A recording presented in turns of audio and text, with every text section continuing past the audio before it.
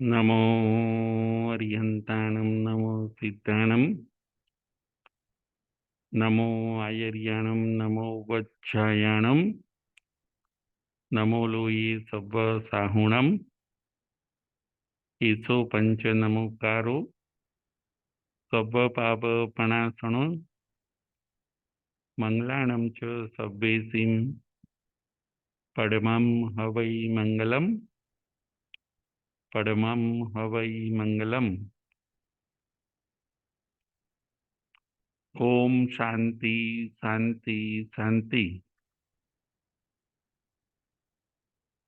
श्रमण भगवान महावीर स्वामीना चरण कमळमां तथा सद्गुरुदेवना चरण कमळमां उपकारी सर्व संत सतीजीना चरण कमळमां आपણા સૌના ભાવપૂર્વક કોટી કોટી વંદન।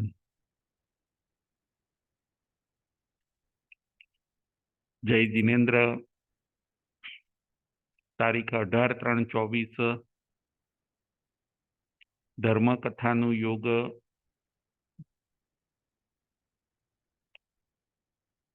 વાંચણી નંબર 12। આજની આપણી કથાનું નામ છે પુત્રવધુ રોહિણી। આજની આપણી કથાનું નામ છે પુત્રવધુ રોહિણી। કથાના માધ્યમે આજે આપણે ધર્મ તત્વ અને આપણો વ્યવહાર, આપણો સ્વભાવ કેવો હોવો જોઈએ એ આજે આપણે સમજીશું। ધર્મકથાનું નામ છે પુત્રવધુ રોહિણી।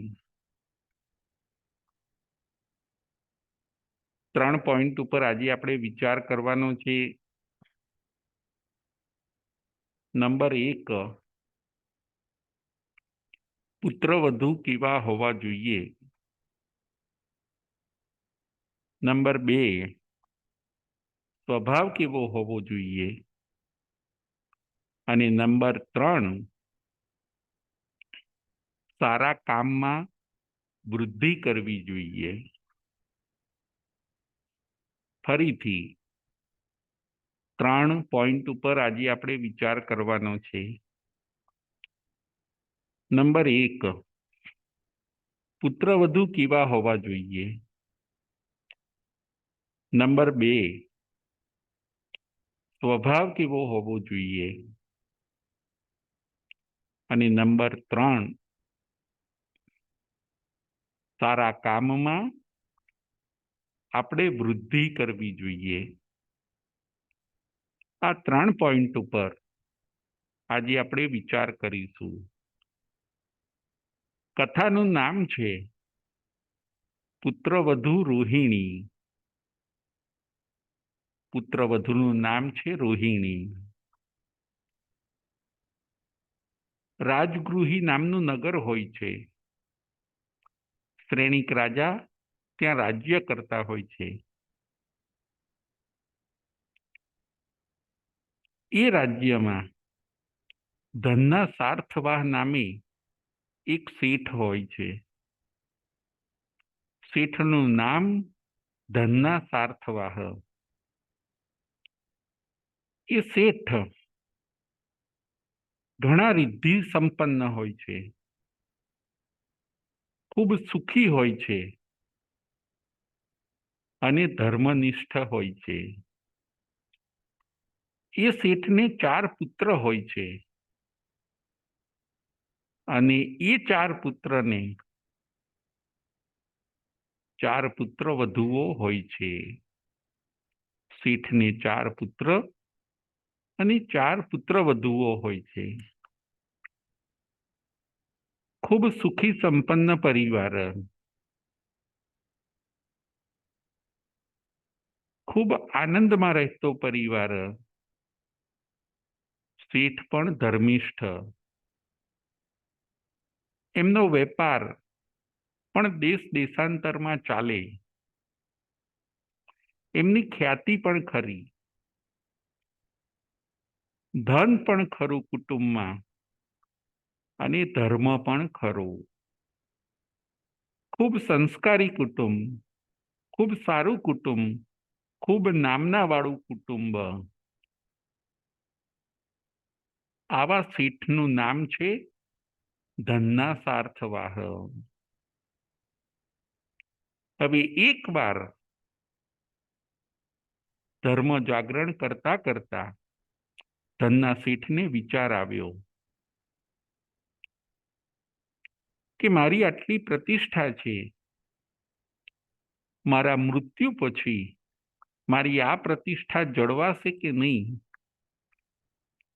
મારી પાસે ઘણી બધી સંપત્તિ છે, મારા મૃત્યુ પછી આ મારી સંપત્તિ કોણ સાચવશે? એમાં કોણ વધારો કરશે? એવી એમને થોડીક ચિંતા થઈ કે હવે મારી ઉંમર થઈ છે, હવે મારી યાદ શક્તિ કમજોર થતી જાય છે, મારે મારા પરિવારમાંથી જ પુત્ર અથવા પુત્રવધુઓને તૈયાર કરવા જોઈએ કે જે ભવિષ્યમાં મારી ગેરહાજરીમાં કુટુંબની પ્રતિષ્ઠા અને સંપત્તિને સાચવી શકે. એકવાર ધનના શેઠને આવો વિચાર આવ્યો. એના માટે શું કરવું એનો એ વિચાર કરતા રહે છે. અને એકવાર એવું બન્યું કે એમને એક ઉપાય મળી ગયો. એમને એક ઉપાય મળ્યો કે પુત્રવધુઓ એ જ ઘરની શોભા છે, એ જ ઘરની લક્ષ્મી છે. પુત્ર એ તો ધંધામાં ધ્યાન આપે, પુત્રનું ધ્યાન ધંધામાં હોય, બાકી કાળજીપૂર્વક ઘર ચલાવવું, ઘરને સાચવવું, સંપત્તિને સાચવવું, આ બધું તો નારી જ કરી શકે છે. આ બધું પુત્રવધુઓ કરી શકશે. માટે એમને ઉપાય સૂઝ્યો અને એ ઉપાયને એમણે હવે અમલમાં મૂકવાનું નક્કી કર્યું.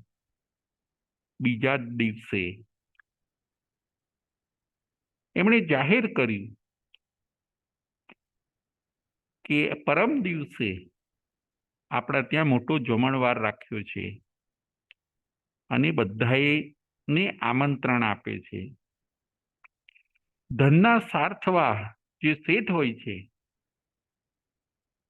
એમણે પોતે જમણવાર રાખ્યો, બધાને આમંત્રણ આપ્યું. એમાં સગા સંબંધી પણ આવી ગયા, પોતાનો મિત્ર વર્ગ પણ આવી ગયો, પોતાનો પરિવાર પણ આવ્યો, પોતાના સગા સ્નેહીઓને પણ બોલાવ્યા અને બધાને બોલાવીને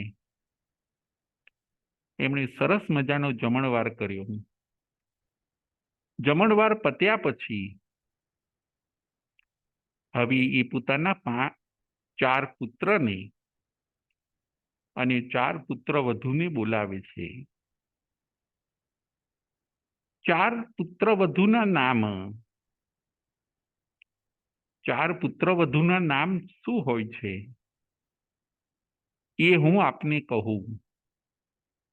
4 પુત્રવધુ, એમાં જે સૌથી મોટા પુત્રવધુ હોય છે એનું નામ છે ઉજ્જીતા. બીજા નંબરના પુત્રવધુ છે એનું નામ છે ભોગવતી. ત્રીજા નંબરના પુત્રવધુ છે એનું નામ છે રક્ષિતા. અને ચોથા નંબરના પુત્રવધુ છે સૌથી નાના, એનું નામ છે રોહિણી. 4 પુત્રવધુના નામ. હવે આ ધનના સાર્થવાહ, આ શેઠ, આ શ્વસુર, ચારે પુત્રવધુઓને 5-5 ડાંગરના દાણા આપે છે. પ્રથમ પુત્રવધુ ઉજ્જીતા, બીજા છે ભોગવતી, ત્રીજા છે રક્ષિતા અને ચોથા છે રોહિણી. ધનના સાર્થવાહે કુટુંબની સમક્ષ 4 પુત્રવધુઓને 5-5 ડાંગરના દાણા આપ્યા અને 4 પુત્રવધુઓને કહ્યું કે આ 5 ડાંગરના દાણાને તમારે તમારી પાસે રાખવાના છે અને જ્યારે હું પાછા માગું ત્યારે મને પાછા આપવાના છે. બસ હવે તમે જાઓ, હવે તમે જે કામ કરો છો એ કરો.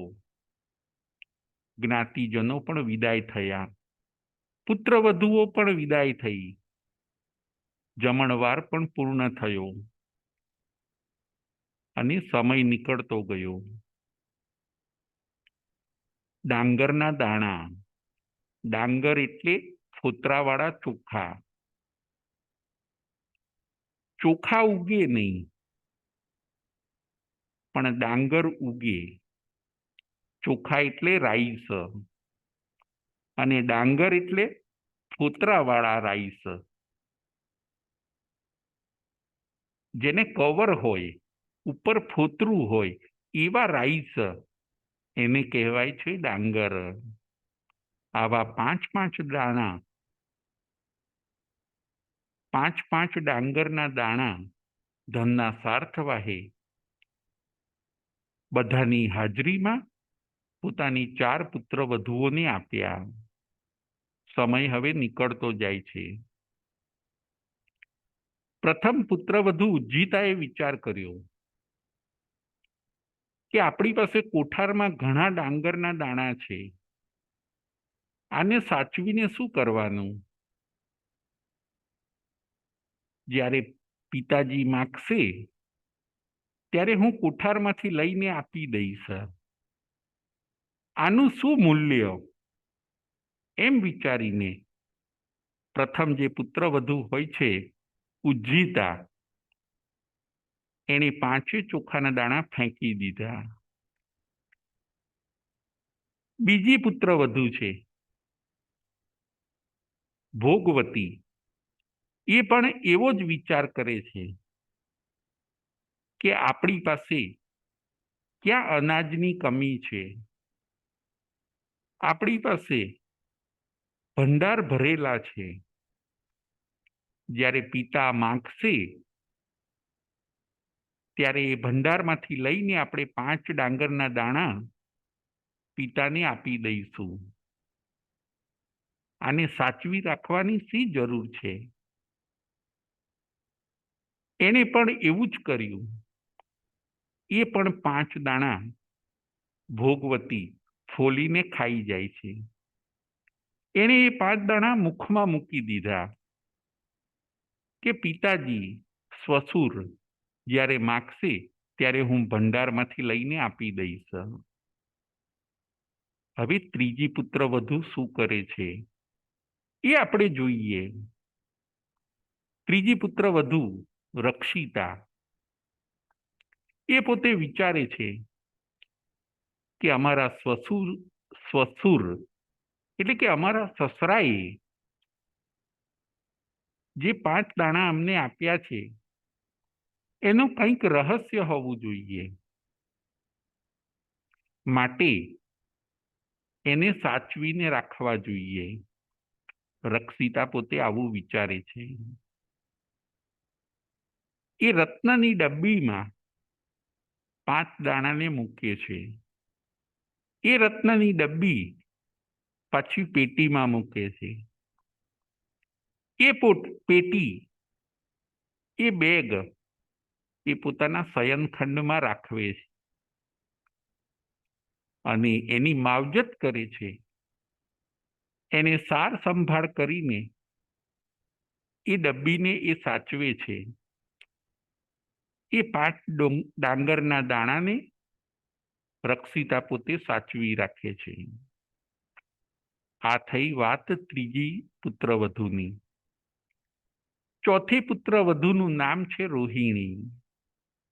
આજની આપણી કથાનું નામ છે પુત્રવધુ રોહિણી. ચોથી પુત્રવધુ પણ વિચક્ષણ હોય છે.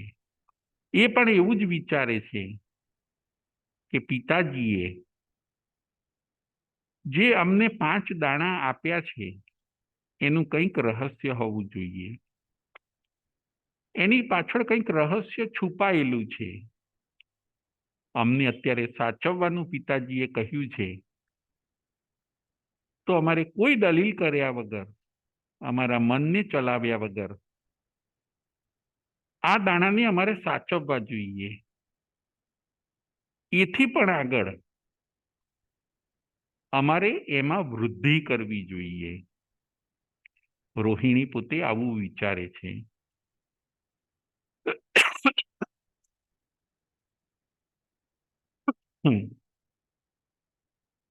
રોહિણી તરત જ વિચારે છે કે પિતા માગશે ત્યારે આપીશ, પરંતુ અત્યારે તો આ 5 ડાંગરના દાણામાં હું વૃદ્ધિ કરું, હું એમાં વધારો કરું.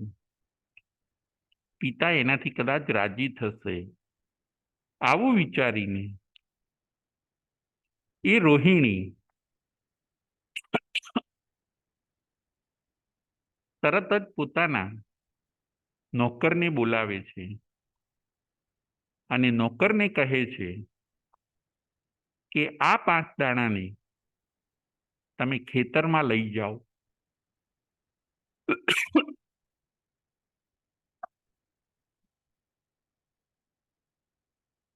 આ 5 દાણાને તમે ખેતરમાં લઈ જાઓ, ત્યાં નાની ક્યારી બનાવો અને એ ક્યારીની અંદર આ 5 દાણાને તમે જમીનની અંદર આ 5 દાણાને રાખી દો અને માવજત કરીને એ 5 દાણાને તમે ઉગાડો. રોહિણી 5 દાણા નોકરોને આપે છે. નોકરો પણ એ પ્રમાણ કરે છે. વરસાદ થયો.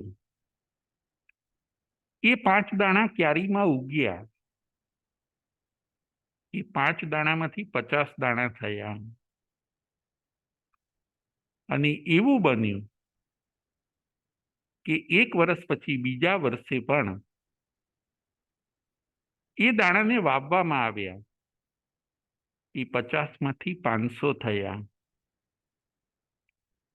ત્રીજું વર્ષ, ચોથું વર્ષ, એમ કરતા 5 વર્ષ થયા. પુષ્કળ ચોખાના દાણા થયા. 5 વર્ષ સુધી લાગ લગાટ એ ડાંગરને રોહિણી નોકરો પાસે વાવે છે અને વાવીને 5 દાણામાંથી અનેક ગણા દાણા રોહિણીએ નોકર પાસે કરાવ્યા. પછી એકવાર એવું કરે છે કે ખડીની અંદર અઢળક તૈયાર થયેલા એ ડાંગરને સાફ કરાવીને એના ચોખા બનાવીને અને પછી એ બધા ને એ પોતે અમુક વસ્ત્રોમાં, અમુક કપડાની અંદર, અમુક બેગમાં ભરીને પોતાના ઘરે સેફ રાખે છે. દાણા વધી ગયા. આવું કાર્ય રોહિણીએ 5 વર્ષ કર્યું અને 5 ડાંગરના દાણામાંથી અનેક દાણાઓની નીપજ થઈ. આ વાતને 5 વર્ષ વીતી ગયા. આ બાજુ હવે પેલા ધનના સાર્થવાહને જે 4 પુત્ર વધુના સસરા હોય છે એમને ખ્યાલ આવ્યો કે હવે જે મેં 5 દાણા આ લોકોને આપ્યા હોય છે એ હું પાછા માગી લઉં. જોવું એ લોકોએ એ 5 દાણાનું શું કર્યું. જુઓ, 4 પુત્ર વધુની આજે પરીક્ષા છે. એમનો સ્વભાવ કેવો છે, એમના નેચરની આજે પરીક્ષા છે. એમનો સ્વભાવ કેવો છે, એમની બુદ્ધિની આજે કસોટી છે. ધનના સાર્થવા પોતાની 4 પુત્ર વધુઓની બુદ્ધિની આજે કસોટી કરે છે. કારણ કે એમને હવે પોતાનો ભાર પુત્ર વધુઓને સોંપી દેવો છે. પોતાની પ્રોપર્ટી, પોતાનો ધંધો કઈ પુત્ર વધુ ચલાવશે, સરસ રીતે ચલાવશે, એમાં કોણ વૃદ્ધિ કરશે એ આજે ચકાસવું છે. 4 પુત્ર વધુઓની આજે પરીક્ષા છે. ફરીથી શેઠ ધનના સાર્થવાહ એ જમણવાર રાખે છે. જ્ઞાતિજનોને બોલાવે છે, સગા સ્નેહીને બોલાવે છે, મિત્રોને બોલાવે છે. પોતાના 4 પુત્ર અને 4 પુત્ર વધુને પણ બોલાવે છે. સૌ જમણ જમ્યા પછી મોટો ઉત્સવ કર્યો અને એ ઉત્સવ કર્યા પછી ધનના સાર્થવા 4 પુત્ર વધુઓને બોલાવે છે બધાની સમક્ષ અને 4 પુત્ર વધુઓને કહે છે, પ્રથમ પુત્ર વધુને કહે છે કે હે ઉજ્જીતા, હે બેટા, મેં તને જે 5 ચોખાના દાણા આપ્યા હોય છે એ તમે મને આપો. તરત જ ઉજ્જીતા પોતે પોતાના ભંડારમાં જાય છે. જ્યાં અનાજ રાખવામાં આવે એને ભંડાર કહેવામાં આવે છે. ઉજ્જીતા પોતે ભંડારમાં જાય છે. ત્યાંથી 5 ડાંગરના દાણા લાવીને પિતાના હાથમાં મૂકે છે. પિતા પૂછે છે, બેટા, આ એ જ દાણા છે કે બીજા દાણા છે? જે હોય એ તમે સાચું બોલજો. ઉજ્જીતા કહે છે કે ના પિતાજી, આ એ દાણા નથી. એ દાણા ક્યાં ગયા? તો કે એ દાણા એ વખતે મેં ફેંકી દીધા. મને એવો વિચાર આવ્યો કે આપણી પાસે ઘણા દાણા છે, આને સાચવીને શું કરું? પિતાજી જ્યારે માગશે ત્યારે હું કોઠારમાંથી લઈને આપી દઈશ. આ સાંભળીને ધનના સાર્થવાહને ગુસ્સો આવ્યો. આ સાંભળીને ધનના સાર્થવાહ થોડા ગુસ્સે થઈ ગયા.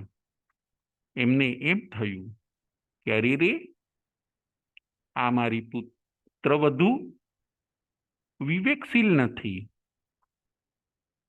બુદ્ધિશાળી નથી. તરત જ એમણે એની બુદ્ધિની કસોટી કરી લીધી. એમણે તરત જ કે તમે આ શું કર્યું? સારું, હવે તમે સાંભળી લો. આજથી તમારે ઘરનું સફાઈનું કામ બધું તમારે કરવાનું છે. ઘરનું સફાઈનું કામ, ઘરની બહાર સફાઈનું કામ, થાણ વાસીદાનું કામ આજથી તમારે કરવાનું છે. કારણ કે તમારો સ્વભાવ બધો ફેંકવાનો છે. એટલે તમે આ કામને સંભાળો. બીજી ભોગવતીને બોલાવે છે. બીજી ભોગવતીની પુત્રવધુને કહે છે કે હે બેટા, મેં તમને જે 5 વર્ષ પહેલા 5 ડાંગરના દાણા આપ્યા હોય છે એ તમે લઈ આવો. ભોગવતી પણ ભંડારમાં લેવા જાય છે. ત્યાંથી લઈ આવીને પિતાજીના હાથમાં દાણા મૂકે છે.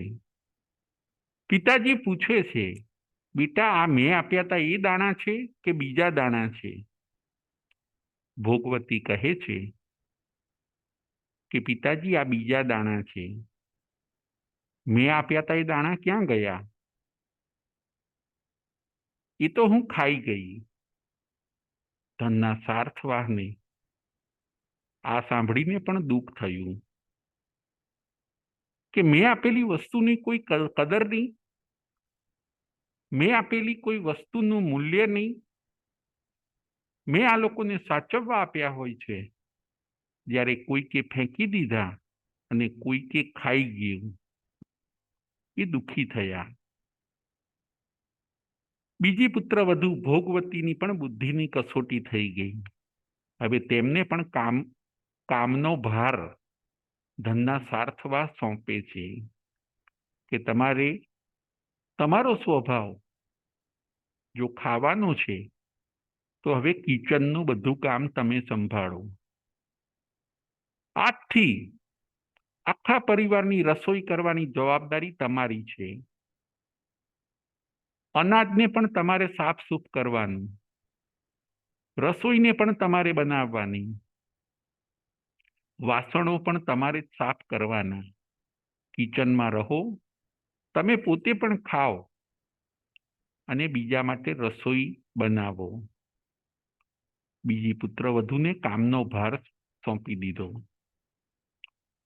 ત્રીજી પુત્ર વધુ છે રક્ષિતા. એને બોલાવે છે, બેટા મેં આપેલા 5 દાણા લાવો.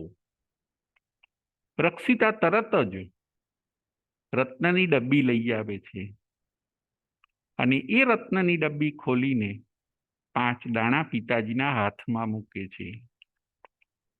બેટા પુત્ર વધુ, આ એ જ દાણા છે કે બીજા દાણા છે? તો કે પિતાજી આ એ જ દાણા છે. એને મેં સાચવીને રત્નની ડબ્બીમાં રાખ્યા હોય છે.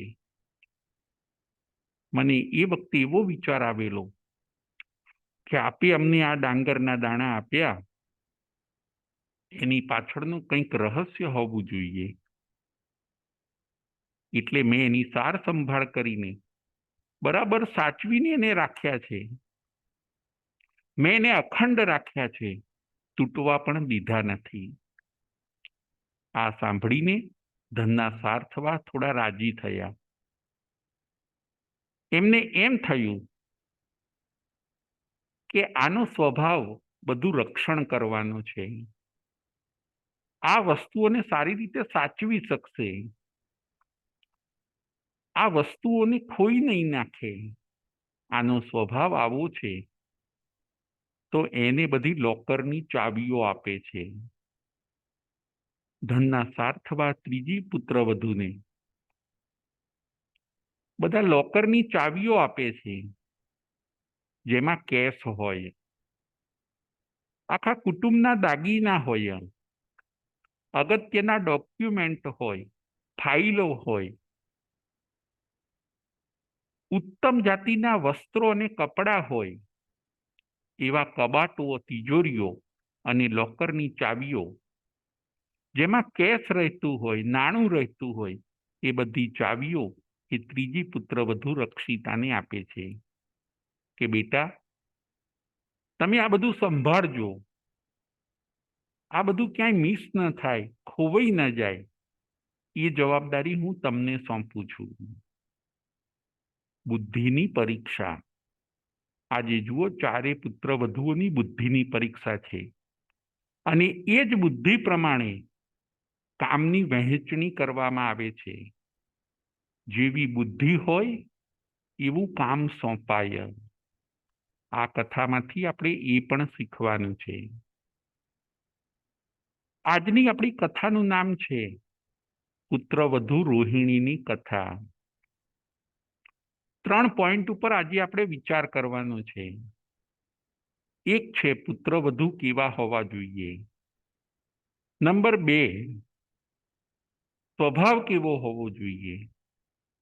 અને નંબર 3, સારા કામમાં આપણે વૃદ્ધિ કરવી જોઈએ. આવી રીતે 3 પોઈન્ટ ઉપર આજે આપણે વિચાર કરવાનો છે. ચોથી પુત્રવધુ. ચોથી પુત્રવધુને ધનના સાર્થવા બોલાવે છે કે બેટા, મેં તમને જે 5 ચોખાના દાણા આપ્યા હોય છે, 5 ડાંગરના દાણા મેં તમને આપ્યા હોય છે, એ તમે મને આપો. ત્યારે રોહિણી કહે છે કે હે પિતાજી, એ 5 દાણા, એ 5 ડાંગરના દાણા મંગાવવા માટે પહેલા ગાડા ગાડીનો પ્રબંધ કરો. હું 5 દાણા ત્યારે લાવી શકીશ કે આપ ગાડા અને ગાડીનો પ્રબંધ કરી આપશો, તો એમાં ભરીને પછી હું 5 દાણા લાવીશ. આ સાંભળીને ધનના સાર્થવાને આશ્ચર્ય થયું કે શું 5 દાણા લાવવા માટે ગાડી ગાડાની શું જરૂર છે? મને કંઈ ખબર ન પડી. ધનના સાર્થવા પુત્રવધુને કહે છે. પુત્રવધુ હવે પોતાના સસરાને સમજાવે છે કે સાંભળો પિતાજી, આપે જ્યારે 5 વર્ષ પહેલા અમને 5 દાણા આપ્યા, ત્યારે મેં વિચાર કર્યો કે આ વસ્તુમાં હું વૃદ્ધિ કરું, આને હું ઉગાડું, એકમાંથી અનેક કરું, એવો મને વિચાર આવ્યો અને એ વિચારને મેં અમલમાં મૂક્યો. એ 5ને મેં ક્યારીમાં ઉગાડાયા, લાગ લગાટ 1 વર્ષ, 2 વર્ષ, 3 વર્ષ, 4 વર્ષ અને 5 વર્ષ. એ ડાંગરના દાણાને અમે ઉગાડતા ગયા, માટે આજે એકમાંથી અનેક થઈ ગયા છે. એની ઘણી બધી બોરી અમે ભરેલી છે. એ બોરીઓની બોરીઓ, એ થેલાના થેલા લાવવા માટે તમારે ગાડા અને ગાડીનો અમને પ્રબંધ કરી આપવો પડશે. આ સાંભળીને ધનના સાર્થવા ખૂબ આનંદિત થયા. ત્યાં રહેલા જ્ઞાતિજનો, કુટુંબીજનો પણ ખૂબ આનંદિત થયા કે વાહ, રોહિણીની બુદ્ધિ કેવી છે! જેણે ખાલી સાચવ્યું જ નહીં, પણ એ 5 ડાંગરના દાણામાં વૃદ્ધિ પણ કરી. જ્ઞાતિજનો વગેરે સર્વ બધા આશ્ચર્યચકિત થયા. બધા રોહિણીના વખાણ કરવા લાગ્યા કે બુદ્ધિ આનું નામ, બુદ્ધિ આનું નામ કે જે વસ્તુને સવાયું કરી શકે, દોઢું કરી શકે, બમણું કરી શકે, ડબલ કરી શકે, અનેક ઘણું કરી શકે. રોહિણીની બુદ્ધિને ધન્યવાદ આપીએ એટલા ઓછા છે. ધનના સાર્થવા પણ રાજી થયા. રોહિણીની બુદ્ધિની કસોટી થઈ ગઈ.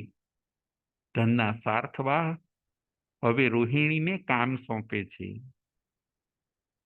કયું કામ સોંપે છે?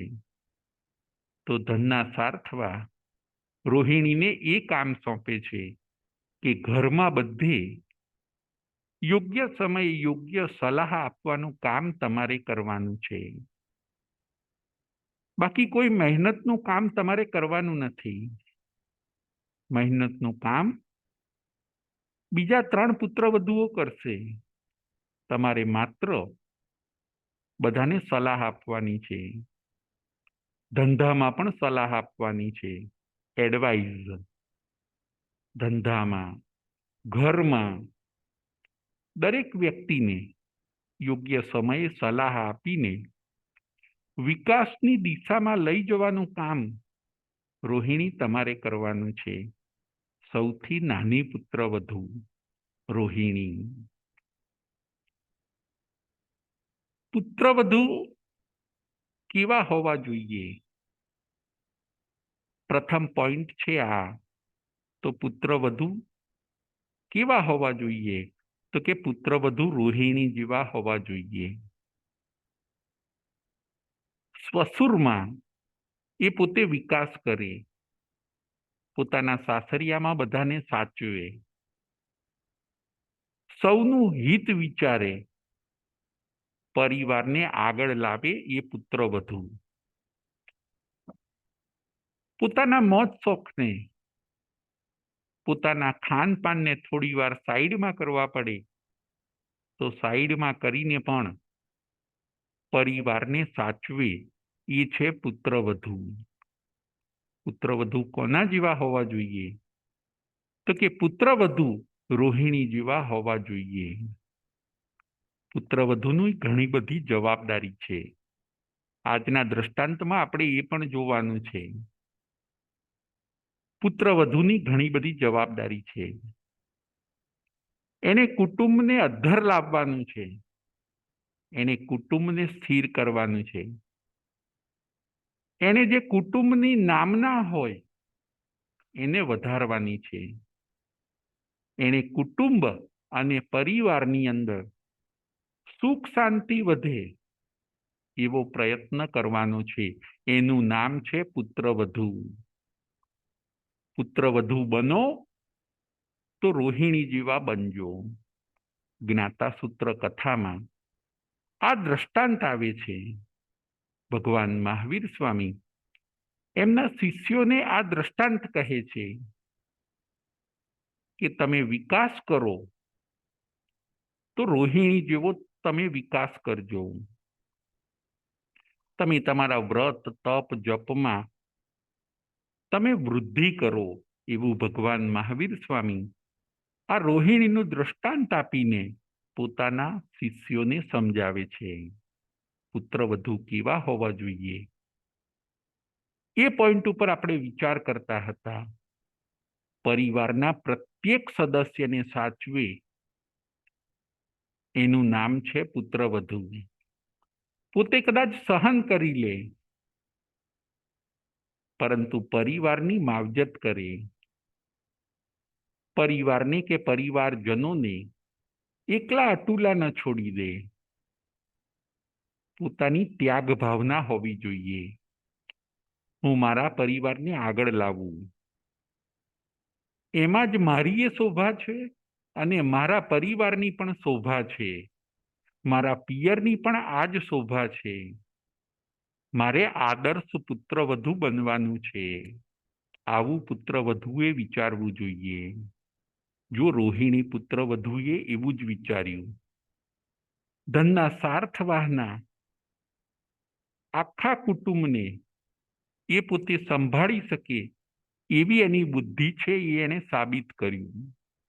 ધનના સ્વાર્થવાહ પોતે રાજી થાય છે. એમને પોતાને ભાર ઉતરી ગયો મગજ ઉપરથી અને ઘરની તમામ જવાબદારી એ રોહિણીને ઉપર મૂકી દે છે. પોઈન્ટ 1 હતો પુત્રવધુ કેવા હોવા જોઈએ. પોઈન્ટ 2 છે આપણો સ્વભાવ કેવો હોવો જોઈએ. હવે આપણે એના ઉપર વિચાર કરીએ કે આપણો સ્વભાવ કેવો હોવો જોઈએ. તો કે આપણો સ્વભાવ ઉજ્જીતા જેવો ન હોવો જોઈએ કે દરેક વસ્તુ આપણે ફેંકતા ફરીએ. દરેક વસ્તુ નાખી દેવાનો આપણો સ્વભાવ ના હોવો જોઈએ. સંબંધો તોડવાનો આપણો સ્વભાવ ન હોવો જોઈએ. ઉજ્જીતા જેવો આપણો સ્વભાવ ન હોવો જોઈએ. ભોગવતી જેવો પણ આપણો સ્વભાવ ન હોવો જોઈએ. ખાવું પીવું એના માટે આ જિંદગી નથી. આ જિંદગી કંઈક કરી છૂટવા માટે છે, કંઈક આગળ વધવા માટે છે. એકલું બસ જમવું અને આરામ કરવો, સ્વાદિષ્ટ વાનગીઓને જમવી, મનગમતી વાનગીઓને જમવા માટે આપણને આ મનુષ્ય ભાવ મળ્યો નથી. ભોગવતીએ એવું જ કર્યું. ભોગવતીનો સ્વભાવ કેવો હોય છે કે એ પાંચે દાણાને ખાઈ જાય છે. એનો નેચર એવો હોય છે કે ભાઈ ખાવું એ જ એક આપણું કામ છે. એવો પણ આપણો નેચર ન હોવો જોઈએ. ત્રીજા નંબરમાં રક્ષિતા જેવો નેચર હોવો જોઈએ અને રોહિણી જેવો આપણો નેચર હોવો જોઈએ. જે છે એને સાચવીએ એવો સ્વભાવ છે રક્ષિતાનો, અને જે છે એમાં પણ વૃદ્ધિ કરીએ એવો સ્વભાવ છે રોહિણીનો. ખાલી માત્ર સાચવીને પણ બેસી રહેવાનું નથી. રોહિણીનું દ્રષ્ટાંત આપણને એ કહે છે કે સાચવીને પણ બેસી રહેવાનું નથી. આપણી પાસે જે છે એમાં વૃદ્ધિ કરવાની છે. બીજા નંબરનો આપણો પોઈન્ટ હતો કે આપણો સ્વભાવ કેવો હોવો જોઈએ, અને ત્રીજા નંબરનો પોઈન્ટ છે સારા કાર્યમાં તમે વૃદ્ધિ કરો, સારા કામમાં તમે પ્રોગ્રેસ કરો. સારું કામ એકવાર કર્યા પછી એને છોડી ન દો. સારા કામ અમુક વાર કર્યા પછી તમે એને મૂકી ન દો. સારા કામ જેટલા કરો છો એટલા જ કરવા એવું નહીં, પરંતુ સારા કામની અંદર પણ તમે વૃદ્ધિ કરતા રહો. સારા કામમાં તમે વૃદ્ધિ કરો. જ્ઞાનમાં, દર્શનમાં, વ્રતમાં, તપમાં, દાનમાં અને સેવામાં તમે વૃદ્ધિ કરો. હવે આપણે એ જોઈએ કે જ્ઞાનમાં તમે વૃદ્ધિ કરો. જ્ઞાનમાં જે આવડે છે એનાથી તમે આગળ વધો. એવું નહીં કે વર્ષોથી એકમાત્ર સામાયિક પ્રતિક્રમણ આવડતું હોય અને આપણે ત્યાં જ અટકીને ઊભા હઈએ. ના, એવું ન બનવું જોઈએ. હવે જ્ઞાનમાં તમે આગળ વધો. સામાયિક પ્રતિક્રમણ શીખ્યા પછી આગળ ભક્તામર સ્તોત્ર શીખો, રત્નાકર 25 શીખો, નવ તત્વ, આગમ અને અધ્યાત્મ, જ્ઞાનમાં તમે વૃદ્ધિ કરો. દર્શન એટલે શ્રદ્ધામાં તમે વૃદ્ધિ કરો. શાસ્ત્ર વાંચન કરતા જઈને શ્રદ્ધાને હવે કાચી ન રાખો, શ્રદ્ધાને મર્યાદિત ન રાખો, પરંતુ શ્રદ્ધાને ફૂલફિલ એટલે કે મજબૂત બનાવો. એમાં પણ તમે વૃદ્ધિ કરો. જ્ઞાન, દર્શન. પછી આવે છે વ્રત. બસ વર્ષોથી અમુક વ્રત લીધા છે, બસ એટલાને જ પાળીએ એવું ન ચાલે. વ્રતમાં પણ હવે તમે વધારો કરો. રોજની બસ એક સામાયિક કરવી. વર્ષોથી આ એક જ નિયમ અને એકની જ મર્યાદા. ના, એટલા માત્રથી અટકવાનું નથી, પરંતુ ક્યારેક એક સામાયિકના બદલે 2 સામાયિક કરો. આઠમ અને પાખી જેવું હોય ત્યારે એક સામાયિકના બદલે 2 સામાયિક કરીએ, 3 સામાયિક કરીએ. સામાયિકમાં પણ આપણે વૃદ્ધિ કરવાની છે. આ થઈ વ્રતની વાતો. તપમાં પણ આપણે વૃદ્ધિ કરવાની છે. બસ એકવાર માંસ ખમણ કરી લીધું, વાત પૂરી થઈ ગઈ. એવું ન બનવું જોઈએ. બસ એકવાર જિંદગીમાં વર્ષી તપ કર્યો, વાત પૂરી થઈ ગઈ. પછી તપને આપણે મૂકી દીધું, તપને ફેંકી દીધું. આ તો ઉજ્જિતા જેવું થશે. ના, એકવાર વર્ષી તપ કર્યું, સાતા હોય તો હજી પણ આગળ આગળ બીજા તપ કરવા જોઈએ. જ્યાં સુધી શરીરમાં શક્તિ છે, અંતરાય તૂટી છે, ત્યાં સુધી તપમાં પણ આપણે પ્રોગ્રેસ કરવો જોઈએ. તપ મૂકી દેવાનું નથી, કરીએ છીએ એટલું જ કરવાનું નથી, પરંતુ એમાં વધારો કરવાનું છે. આ થઈ તપની વાત. હવે આવે છે દાન. દાનમાં પણ તમે વૃદ્ધિ કરો.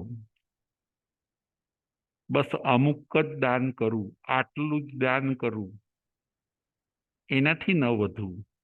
ના, દાનમાં પણ તમે પહેલા 5,000નું કરતા હતા, હવે 10,000નું કરો, 15,000નું કરો. દાનમાં પણ તમે વિકાસ કરો, ત્યાં અટકો નહીં. આ બધી વસ્તુઓનું ફળ અનન્ય હોય છે. એમાં તમે અટકો અથવા મૂકી દો એવું કેમ ચાલે? આ કથા આપણને એમ કહે છે કે આ બધી વસ્તુઓમાં તમે આગળ વધો. તમારી શક્તિને તમે ગોપવશો નહીં. થઈ શકે ત્યાં સુધી તમારી શક્તિ અને સંપત્તિમાં ને વાપરીને તમે આ બધી વસ્તુમાં આગળ વધો, દાનમાં પણ આગળ વધો. જો ઘણીવાર આપણને કડવા પણ અનુભવ થાય, કોઈક વાર આપણને કડવા અનુભવ થાય, દાન કરીએ, સેવા કરીએ તો કડવા અનુભવ થાય. એનાથી આપણે શું કરીએ છીએ ભૂલ, કે હવે આ કામ આપણે કરવું નથી, મૂકી દો. આપણે ધર્મ કરીએ છીએ એટલા સંકટમાં આવીએ છીએ એવું વિચારીને ઘણા દાન મૂકી દે છે, તપને છોડી દે છે, જ્ઞાનને ભણવાનું છોડી દે છે. ના, એવું કરવાનું નથી. એવું કરીશું તો આપણે ઉજ્જિતાને ભોગવતી જેવું કર્યું ગણાશે. સેવામાં આગળ વધો. છેલ્લી વાત એ છે કે સેવા પણ તમે કોઈની કરો છો, સંઘની સેવા, સંત સતીજીની સેવા, સાધર્મિકની સેવા, ગરીબોની સેવા, એમાં પણ તમે થાકો નહીં. તમારા મોજ શોખ માટે કદાચ એ સેવાને તમે છોડી દો તો એ રોંગ ગણાશે. જ્યાં સુધી શક્તિ છે, થઈ શકે છે, ત્યાં સુધી તમે સેવામાં આગળ વધો. સેવા પણ તપ છે, એમાં પણ આપણે વૃદ્ધિ કરવાની છે. જ્ઞાનમાં આપણે વૃદ્ધિ કરીએ, દર્શન એટલે કે શ્રદ્ધામાં વૃદ્ધિ કરીએ, વ્રતમાં વૃદ્ધિ કરીએ, તપમાં વૃદ્ધિ કરીએ, દાનમાં અને સેવામાં પણ આપણે વૃદ્ધિ કરવાની છે. આ 3 પોઈન્ટ ઉપર આજે આપણે વિચાર કર્યો. પ્રથમ નંબરનો પોઈન્ટ હતો પુત્રવધુ કેવા હોવા જોઈએ. બીજા નંબરનો પોઈન્ટ હતો કે આપણો સ્વભાવ કેવો હોવો જોઈએ. અને ત્રીજા નંબરનો પોઈન્ટ હતો કે આપણે દરેક સારા કાર્યોમાં વૃદ્ધિ કરીએ. છેલ્લી વાત હવે આપને કહી દઉં કે જો આપણે ભૌતિકતામાં તો વૃદ્ધિ કરીએ છીએ. આપણે કદાચ નાના મકાનમાં રહેતા હતા તો આપણે મોટા મકાનમાં રહેવા ગયા, ફ્લેટમાંથી આપણે બંગલોમાં રહેવા ગયા. પહેલા આપણી પાસે સ્કૂટર હતું, હવે આપણે કાર લાવ્યા. ભૌતિકતામાં તો આપણે વિકાસ કરીએ છીએ. પહેલા આપણી પાસે 1,00,000-2,00,000 રૂપિયા હતા, હવે સંપત્તિ પણ વધી ગઈ. એટલે ભૌતિકતામાં તો આપણે વિકાસ કરીએ છીએ. આ દ્રષ્ટાંત એમ કહે છે કે તમે રોહિણીની જેમ આધ્યાત્મિકતામાં પણ તમે વિકાસ કરો. તમારા પરિવારમાં પણ સુખ શાંતિ વધે એવા તમે પ્રયત્ન કરો.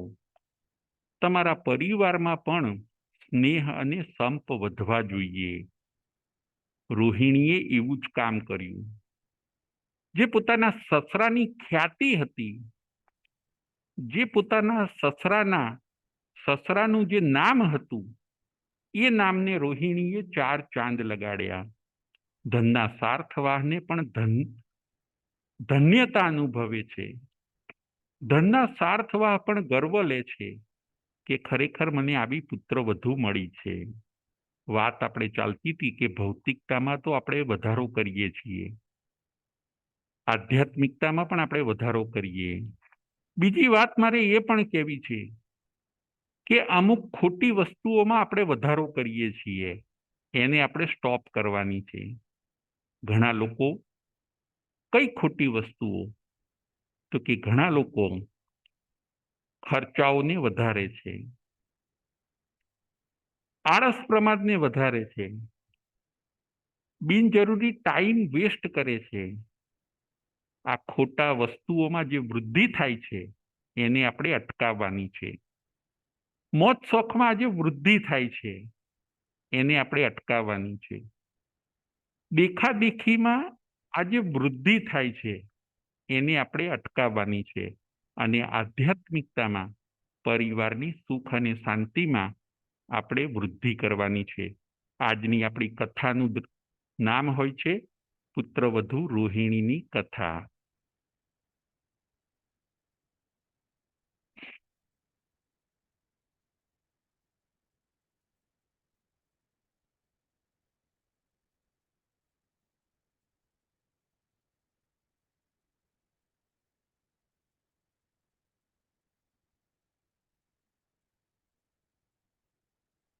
પ્રશ્નોત્તરી.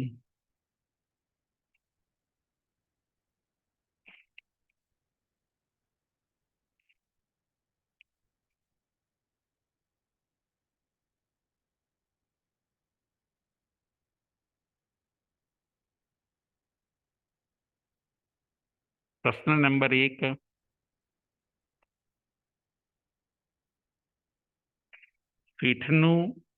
શેઠનું નામ શું હોય છે? તે કઈ નગરીમાં રહેતા હોય છે? શેઠનું નામ શું હોય છે અને તે કઈ નગરીમાં રહેતા હોય છે? દીનાબેન શેઠ. જય જિનેન્દ્ર. જય જિનેન્દ્ર. શેઠનું નામ હોય છે શ્રેણિક રાજા અને તે રાજગ્રહી નગરીમાં રહેતા. બરાબર. અને શેઠનું નામ? શેઠનું નામ શ્રેણિક રાજા. ના, હજી વિચાર કરો. શેઠનું નામ? ધનના સારથાવા. Very good, very good. બહુ સરસ, બહુ સરસ. હવે આગળનો પ્રશ્ન. શેઠની 4 પુત્રવધુનું નામ શું હોય છે? શેઠની 4 પુત્રવધુનું નામ શું હોય છે? શેઠની 4 પુત્રવધુનું નામ શું હોય છે? પ્રદીપભાઈ મહેતા. જય જિનેન્દ્ર. જય જિનેન્દ્ર. 4 પુત્રવધુના નામ. પહેલી પુત્રવધુ ઉજ્જિતા, બીજી પુત્રવધુ ભોગવતી, ત્રીજી પુત્રવધુ રક્ષિતા અને ચોથી સૌથી નાની પુત્રવધુ રોહિણી. બહુ સરસ, બહુ સરસ.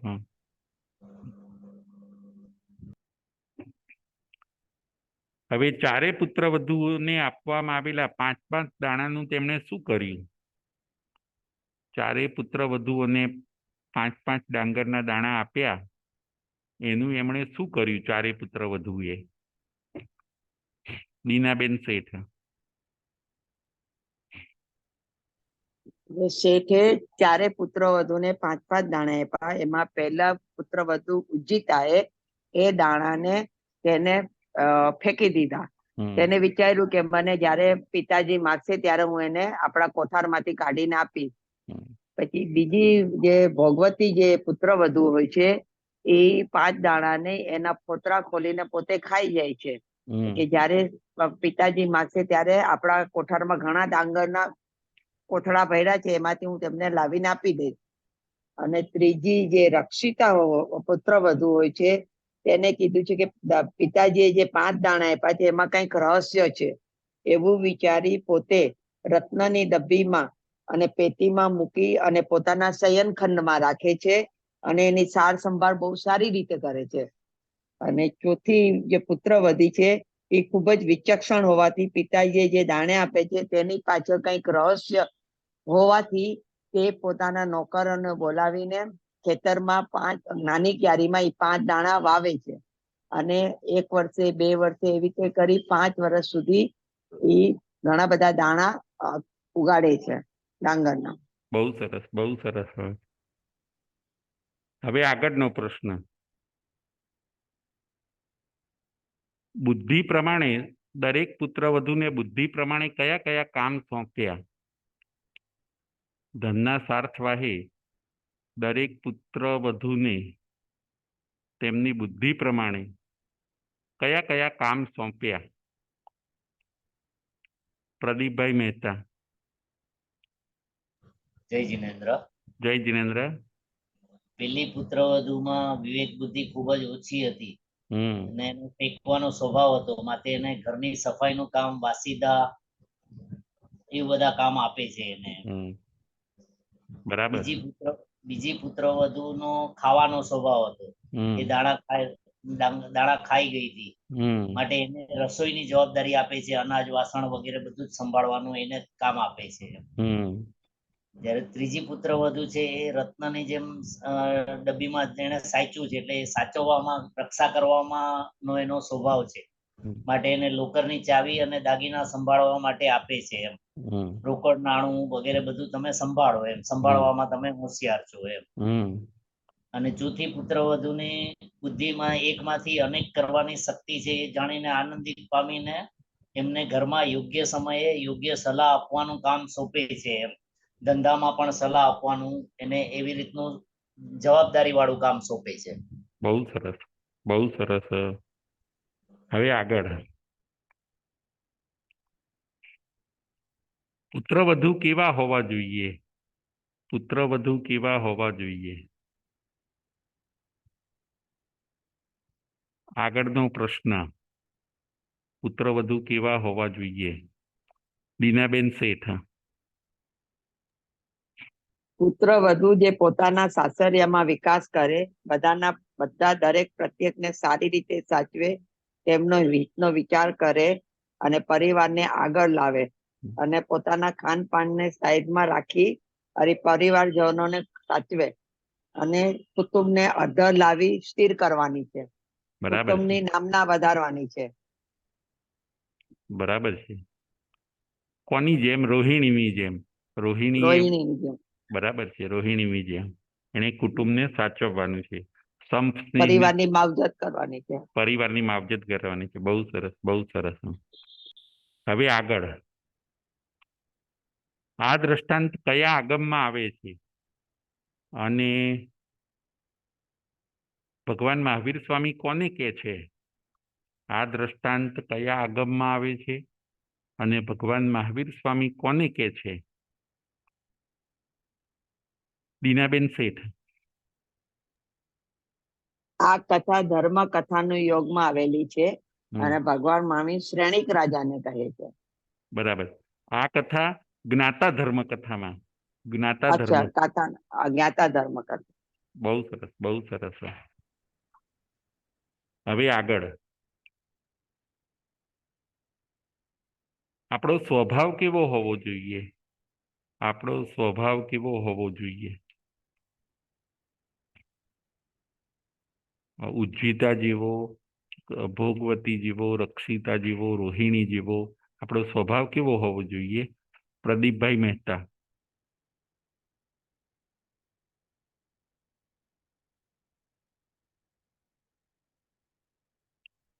આપણો સ્વભાવ કેવો હોવો જોઈએ? પ્રદીપભાઈ મહેતા. સોરી, અનમ્યુટ કરતા ભૂલી ગયો તો. હા. આપણો સ્વભાવ ઉજ્જિતા જેવો ન હોવો જોઈએ કે જે બધા સંબંધ તોડી નાખે અને ફેંકી દેવાનું બધું કામ કરે. તેવી જ રીતે ભોગવતી જેવો પણ નહીં હોવો જોઈએ કે ખાલી ખાવા પીવામાં ધ્યાન દેવું જોઈએ, એમ કંઈક કરવું પણ જોઈએ એમ. અને હોવો જોઈએ એમાં રક્ષિતા જેવો છે, એમાં છે એને સાચવતા શીખવું જોઈએ, એમ સાચવવું જોઈએ. અને રોહિણી જેવો તો એકદમ જ સારો સ્વભાવ હોય કે જે છે એમાં વૃદ્ધિ કેમ થાય એનો વિચાર કરવો. બહુ સરસ, બહુ સરસ. હવે છેલ્લો પ્રશ્ન આગળનો. આપણે જ્ઞાન, દાન એવા આપણે 5 પોઈન્ટ જોયા કે જે આધ્યાત્મિક છે, એની અંદર આપણે વિકાસ કરવો જોઈએ.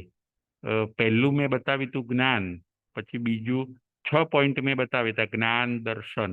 પછી બીજા આગળના 4 પોઈન્ટ કયા? 6 પોઈન્ટમાં આપણે વિકાસ, વૃદ્ધિ કરવી જોઈએ. એમાં પહેલું જ્ઞાન બતાવ્યું હતું, બીજું દર્શન. બીજા આગળના કયા કયા છે? અને એમાં કડવા અનુભવ થાય તો પણ આપણે પકડી રાખવા જોઈએ, એ વાત મેં બતાવી હતી. દીનાબેન શેઠ.